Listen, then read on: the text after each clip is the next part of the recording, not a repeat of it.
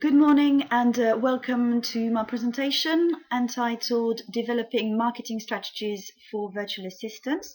My name is Pauline Leonard and I've undertaken some research as part of my business course. It's an HNC in business, which I'm doing with E10's graduate school.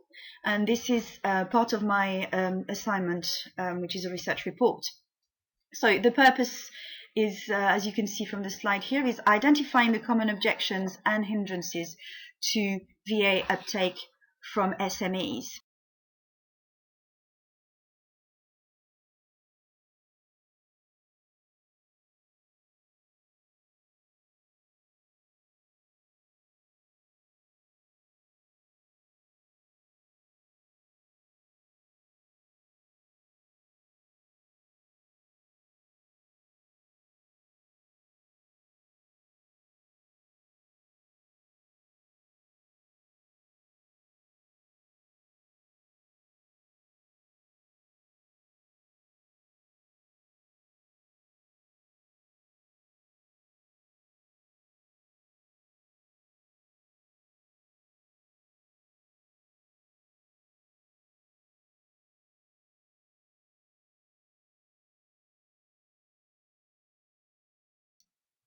Now, why this research and why research SMEs? Well, basically, aside from being a requirement for my business course, I was interested in undertaking this research for personal reasons.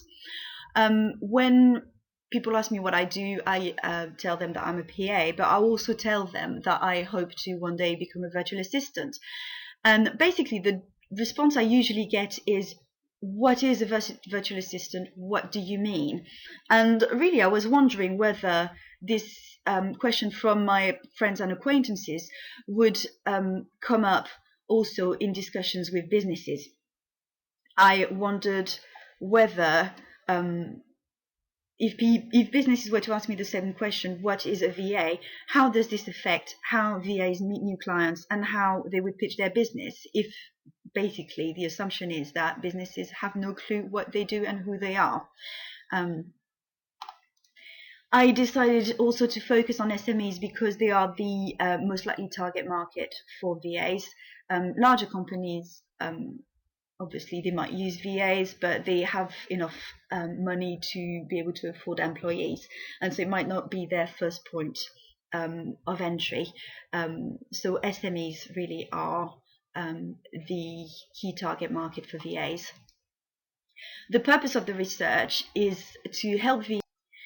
A key definition for the purpose of this report is what is an SME. Now, you'll be maybe surprised to hear that there is no agreed definition in the UK, even at governmental level, of what an SME is. They all use different definitions. So when you're reading a report that mentions SMEs, I would recommend that you read the small print.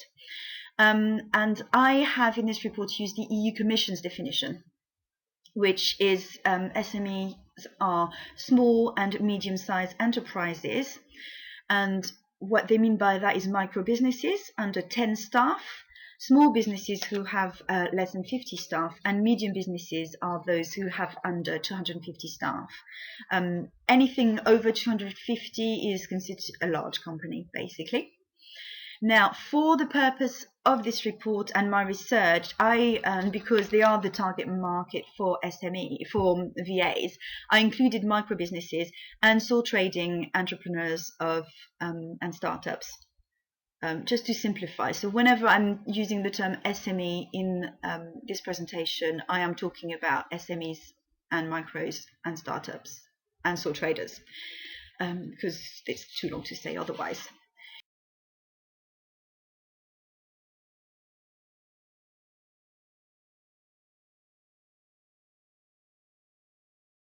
So, I conducted a literature review, and what it showed me is that basically there isn't actually much academic research in existence at the moment on VAs.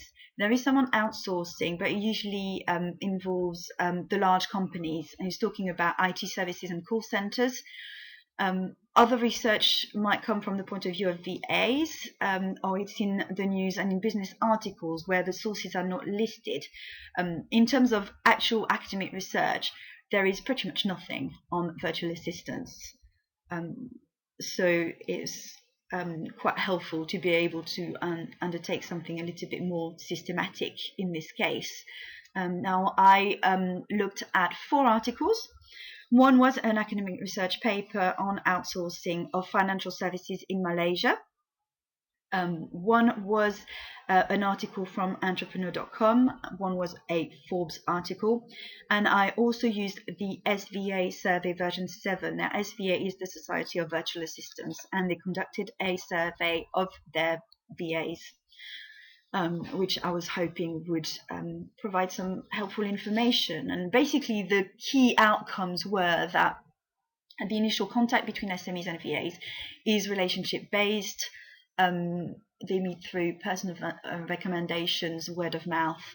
And so we are now going to look at the survey questionnaire results.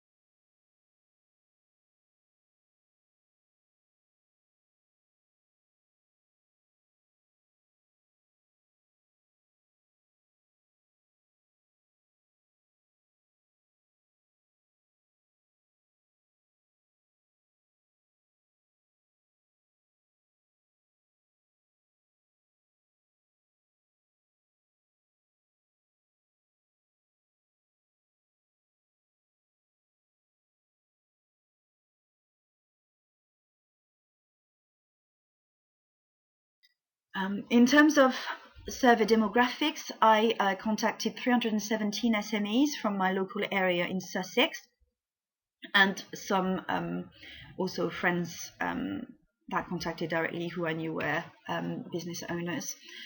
And out of these 317, 31 people responded, evenly spread between male and female. I think it was 55% male to 45% female.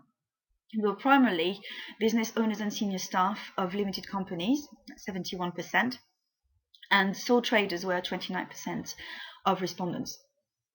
They covered a broad range of sectors, and sole traders, micros, and small enterprises were well represented, but there was only one respondent from a medium-sized business, so unfortunately that data is not very reflective.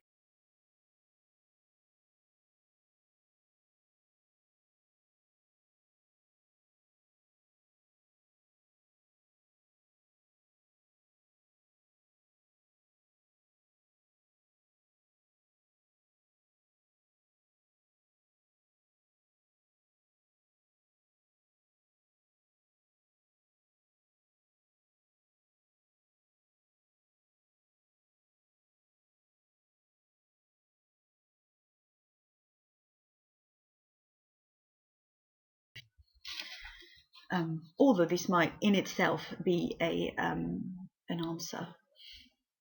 So in terms of the engagement, I asked all of the respondents to whether they had used a virtual assistant before. And as you can see from the slide here, 71%, that's the 22 respondents, had never used a virtual assistant before, and 29% had used one before.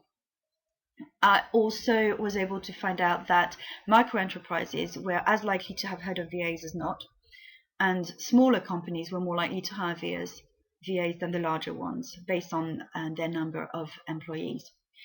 And what it tells us basically is that, 71% have never used a VA before. We're going to see later why that might be, and but what it shows really is that there is a lot of potential for growth in the VA industry. It's been in existence for at least 15 years, but despite that, most businesses have not used them before. And so we're going to investigate this.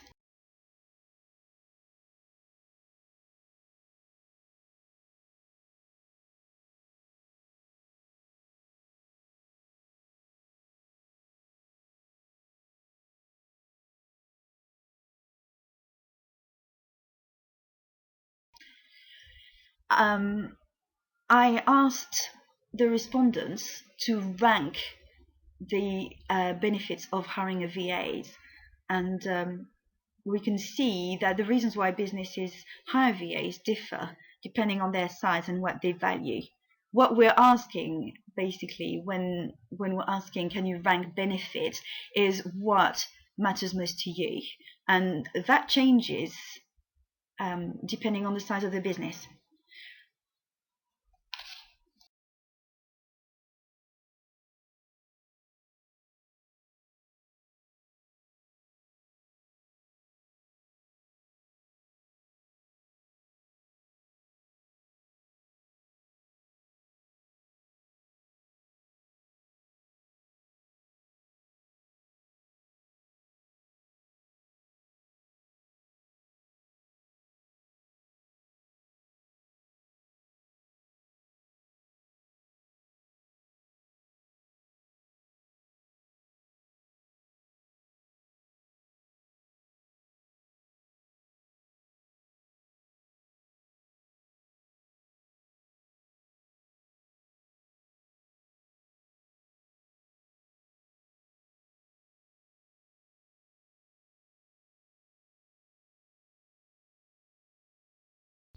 We see that small businesses are more likely to want specialist skills, whereas the larger businesses value having their time freed up and the flexibility it affords them. And basically, this is confirmed by the types of outsourced services by VA users. Business size most definitely affect which services will be most likely outsourced, although some key services span each category. Overall,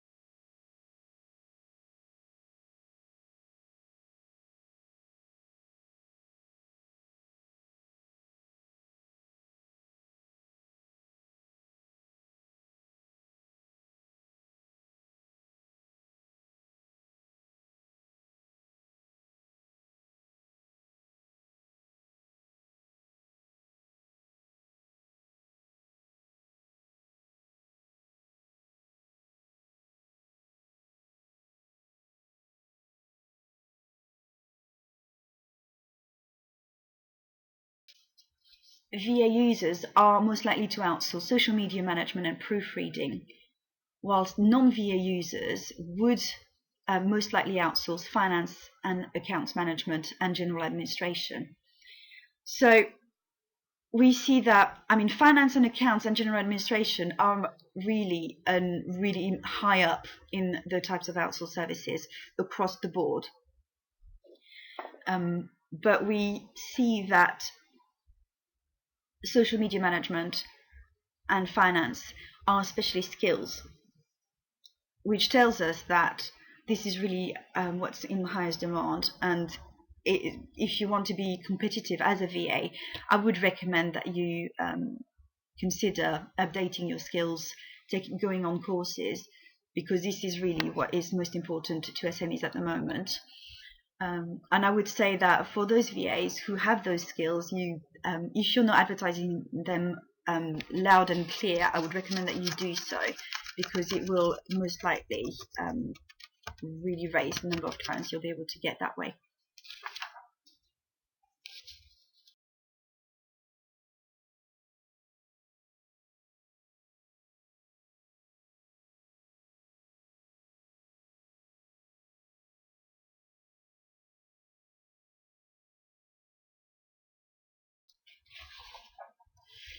The next question, I asked SMEs, and particularly those who had never used a VA before, is for what reasons they had not hired a VA. And the responses really speak for themselves. 30% of respondents had never heard of VAs prior to undertaking the survey. 20% felt that they did not need a VA. 36% said that they needed to conduct more research into the benefits of VAs before they could decide to have one. Other issues were to do with affordability and communication of tasks and expectations. The data also showed that larger companies were more likely to hire employees than VAs, which, as I've said before, is not entirely surprising. Now, combined with the information that we've looked at on the perceived benefits of hiring VAs and the types of services outsourced, basically, I think the main issue has to do with businesses not knowing that VAs exist or what they do. So the way that we present ourselves and the documentation that we have and website information is key to ensuring that. Now, for the good news, I asked the VA users how satisfied they were with their VA services, and 78% of VA users said they would hire VAs again. And the best news of all, 100% said they would recommend VAs to others. I mean, I think the data speaks for itself, really, but it's very good news to see that once businesses have taken the jump to hire a VA, they don't really look back.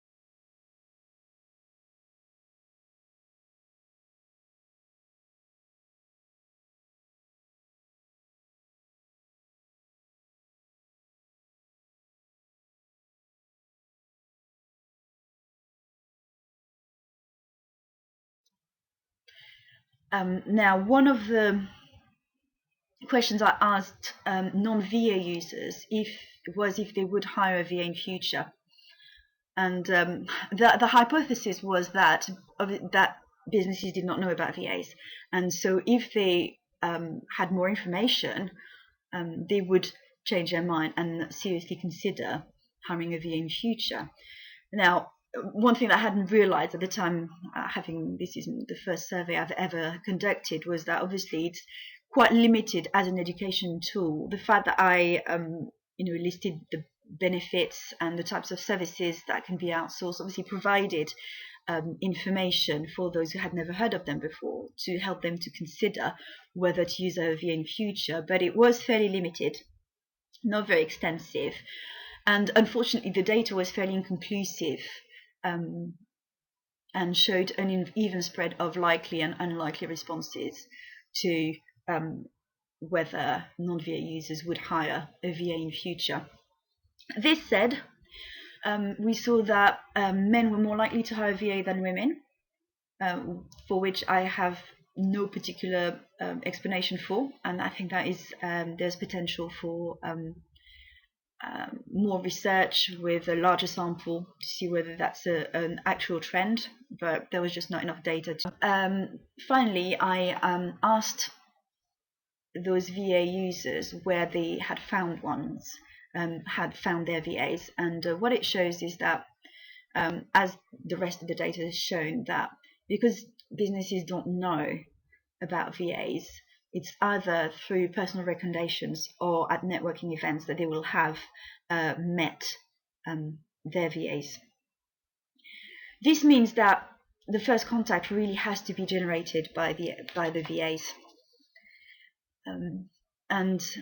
But as the data shows, other advertising methods can be useful. However, I think it's up to individual VAs to consider what is the best value for money for them. Part of it is, whether you're confident using Twitter and Facebook and other forms of advertising methods, and whether it is worth spending. I think it would be worth conducting comparisons to see which ones generate the most leads, and discard the ones that are really not working, since face-to-face and personal recommendations are by far the most successful ways that people meet their VAs. And we've seen that the key issue is to do with education. So finally, I'm just going to make a few final recommendations and conclusions.